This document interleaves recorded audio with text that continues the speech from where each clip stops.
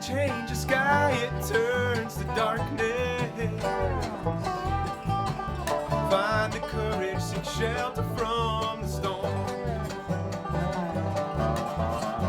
Tides will turn, rain will pour, and lightning crashes. And I welcome all that show up at my door. When it's time for me to go, know that you are not alone.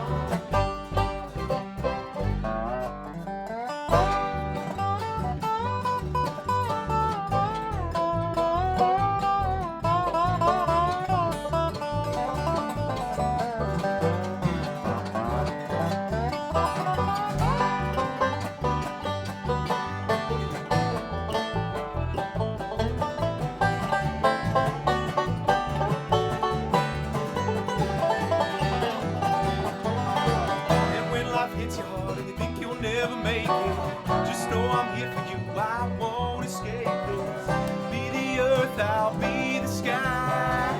I'll always be right by your side. When it's time for me to go, head out on the road. You should know that you are not alone.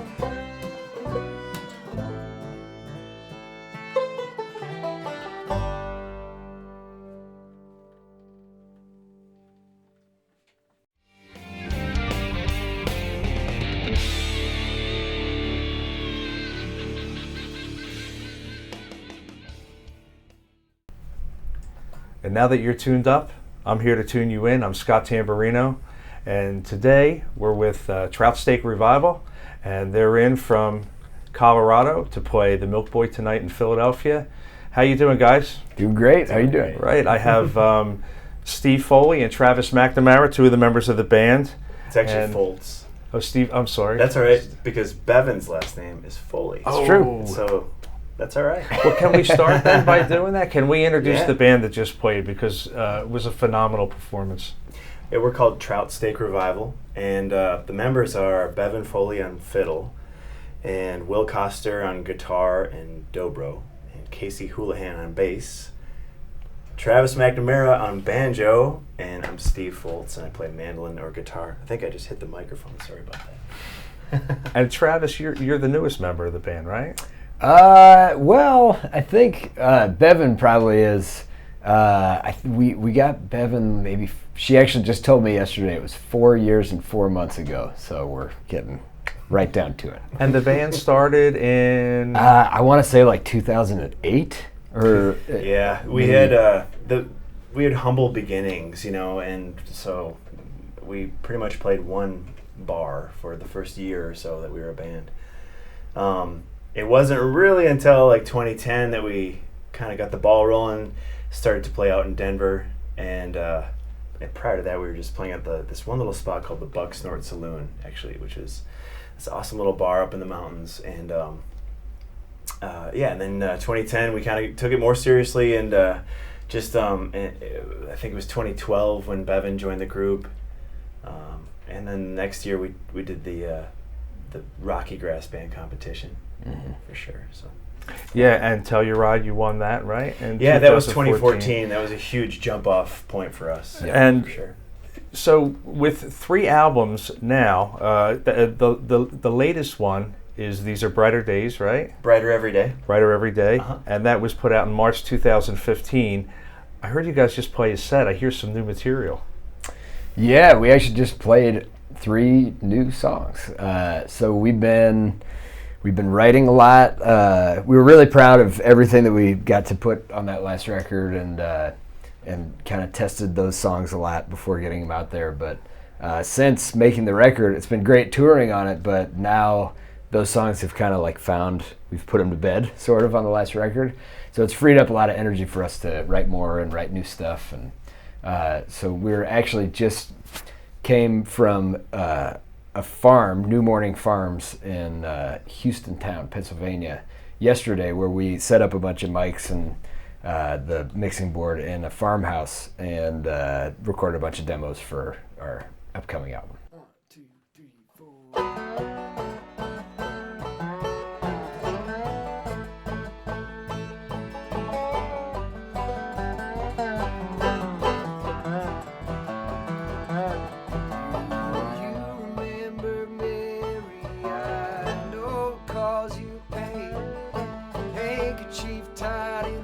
Outside in the falling animals rain, circled around her coffin, holding our hands so tight, singing the sweet hereafter and pipes on the mountainside.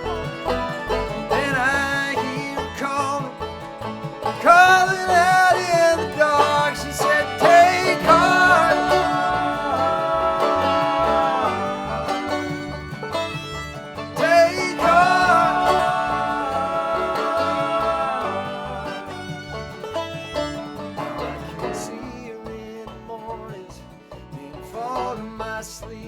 Nights, I can hear the birds when they're calling from the tops of the trees outside, and I can feel her in the water.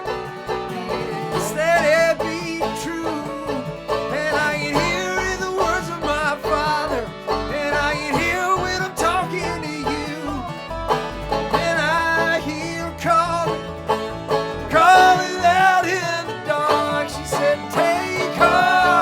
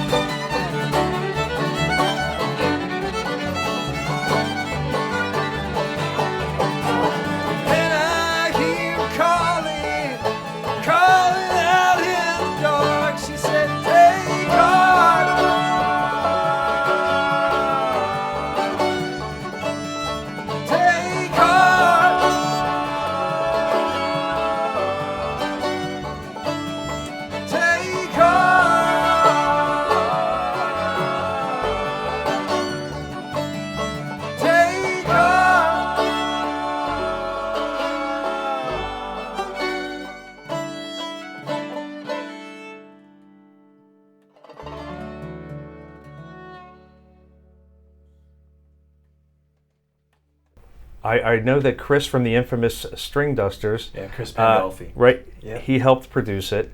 So, what are we in store for this new collaboration? It's going to be a CD and it's going to be put out? Yeah, we're talking about recording in December. And for right now, our goal is just to hone all the tunes that we've got and make them sound as good as we can, and implement like new ideas that we have creatively. And we're getting a little bit we're kind of adding some more airy and jammy elements to our music. The jams and the improvisational sections are a little bit longer, and they support the feeling of the song.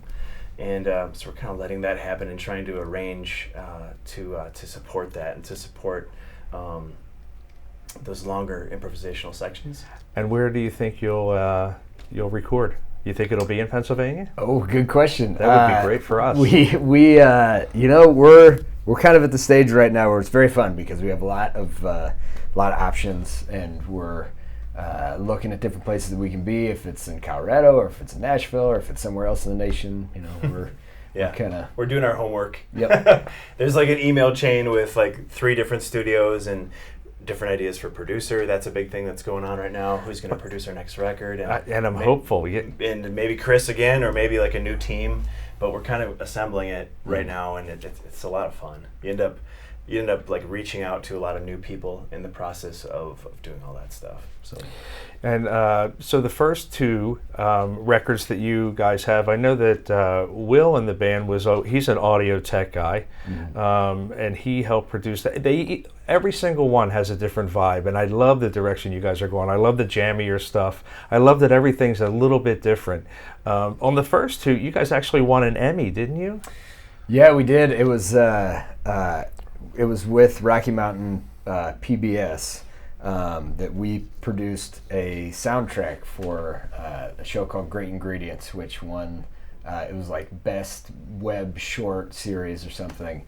And they were nominated and won, and so we got music production credits, and we found out about that too, which was pretty exciting. Yeah.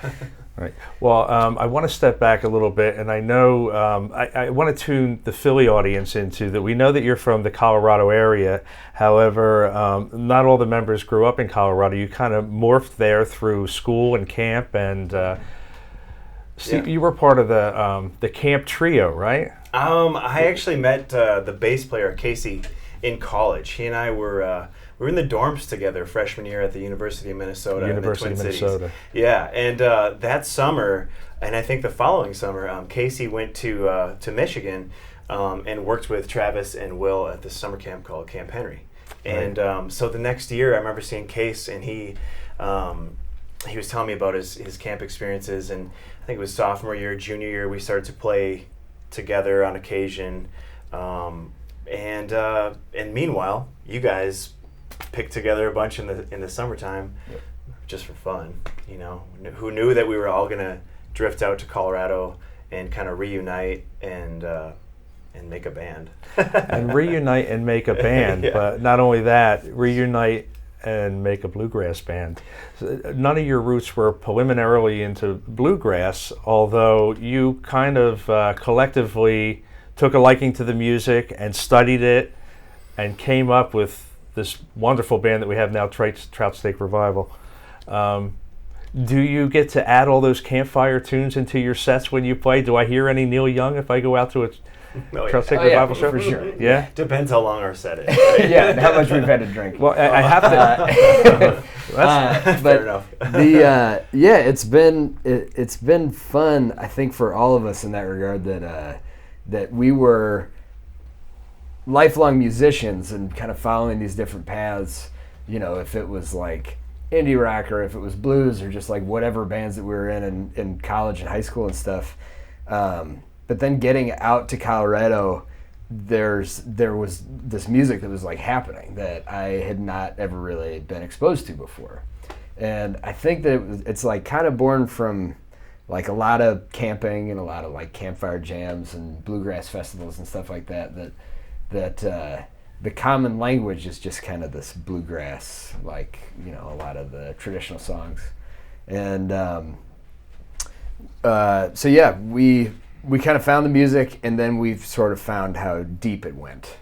And we all passed around a lot of CDs of, you know, like anything from Bill Monroe and Ralph Stanley to like Yonder Mountain String Band and, you know, Green Sky Bluegrass and all these kind of new guys. What a mixing pool of all different elements of bluegrass, and we just lost Ralph Stanley, right? Yes. Like a couple weeks ago. Yeah, I had Hot Buttered Rum in here, and they actually did a whole CD of Ralph Stanley tunes. Oh, wow. What a unique, Steve, I wanted to ask you though, because I heard on your Kickstarter, you have to tell us how you came about and got the name Trout Steak Revival. Oh yeah, Trout Steak Revival. Well, the subtitle to Trout Steak Revival is that it's just a silly band name, but that we kept being a band, you know, and it's worked well for us because it's unique, you know, and people see Trout Steak Revival and I think they kind of chuckle. It's sort of funny. Now, I thought that you were on a hiking trip. Yeah. So, so as the story goes, so there we were, I think is the proper preamble to this one.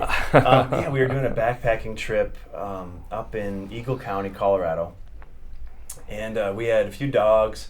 We had 7 or 8 of us friends, and the object of the trip was to hike in about, I think it's 7 or 8 miles in Colorado's high country to this lake, and the lake is this really neat spot. It's this lake surrounded on 3 sides by really majestic, beautiful mountains. And when the moon rises, it kind of comes up over the ridge, and you can see the moon casting this beam on the far mountain as it's coming up. It's sort of this moment, if you're lucky enough to get there on a full moon. And it's so far back in the mountains that the fish bite. They're less picky than they would be if they were in the Front Range or somewhere where people are casting flies. They kind of wise up to the appearance of those flies. So the fishing is a little bit easier, especially for me. I was a beginner at the time. And so the couple trips that we made up there, prior to naming the band, we did really well. Just killed it with the fishing. And this particular time, we went up there and it rained for 3 days straight. And it never does that in Colorado. You know, the expression is, if you don't like the weather, wait 5 minutes, I think. And but it did. It rained the entire time. We had this rented mandolin that we brought. I was just learning the mandolin at that time. This was about 2008. And the mandolin got very humidified that weekend, I will say. But we would send one guy out at a time to go fishing, and when that person went out to try to fish, we would tell him to you know, hey, bring me a trout steak, and that became the catchphrase for the weekend. That's great. That's a great story. Thanks. Yeah, and so we came out of the hills that weekend, and we needed a band name at the same time. How did you get to be the sole guitar player? I mean, you were all guitar players, and I know that. And I know in order to be in a bluegrass band, you got more ladies than everybody else. Yeah? You won the guitar. Ladies love Steve Foltz. Do you switch off instruments when you play? Yeah, we do. Will plays guitar, and when he does, I play mando, or I'll play guitar, and Will plays dobro. Travis is an excellent piano player, so I would imagine that within the next year or so we're going to start to include that into our sound. I love, for example, Railroad Earth. I love how they switch it up, how they play different instruments, and it's a very dynamic motion on stage for those guys, and I hope I want more of that for Trout Steak. So. And how about percussion? Never know. We don't rule anything out. You know? Yeah, you don't rule anything out. I think that I identify our band with like the progressive side of the bluegrass tree, I guess. And I love traditional bluegrass. There's some of my favorite bands out there are traditional bluegrass bands, but I feel like it's in our sort of DNA to we're open to anything. True. Who are some of your favorite banjo players? Man, my first guy was Belfleck. That when I was growing up, my dad had left a cool, and just how jazzy he was and how it sounded like a totally different instrument I loved. But then the more that I've gotten into it, Chris Pandolfi from the String Dusters, he's like amazing, and I actually take lessons from him in Denver now, and it's just like this 10,000 foot flyover every time that I have a lesson with him. So Have you ever got to play with Bella Fleck at a festival? Never. No, I don't even think we've This shared is our a pitch bill right with now. them. Yeah, if you're out there. No. Guys, as we wind up, tell everybody where you're going to be in the next couple months. Sure. So we're on our way out to the Gray Fox Bluegrass Festival up in Oak Hill, New York, which is going to be this weekend, which we're really excited about. That was kind of the anchor of our maiden voyage to the Northeast. So we'll hopefully, between now and when this airs, it'll be hopefully we'll be back in the Northeast a little bit. That's right. We do have a little time delay on that, right? Oh, yeah. No, but we'll be, I guess, in the Returning summertime. to Philadelphia. Yeah. I hope so. We'd Yeah. love to be back. We'd love to see you at some of the festivals out here. Some new regions. And it turns out our van does fit down the alleys in Philadelphia. Just barely.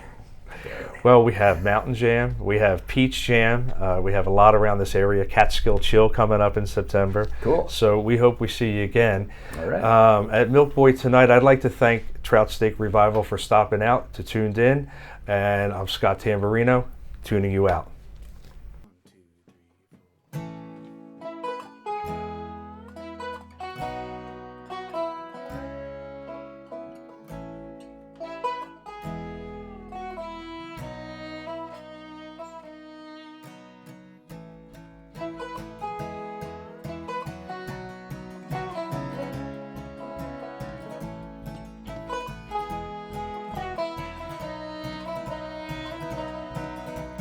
Maple trees are changing, golden green to red.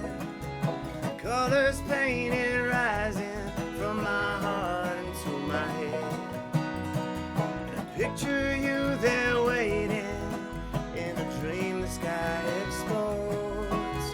Thunder and this laughter till the frost falls on the road.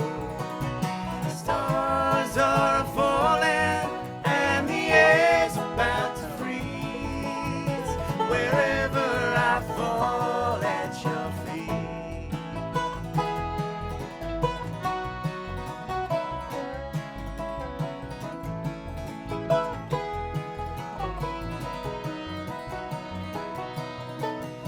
Climbing under blue clouds, rising hand in hand, rumbling like an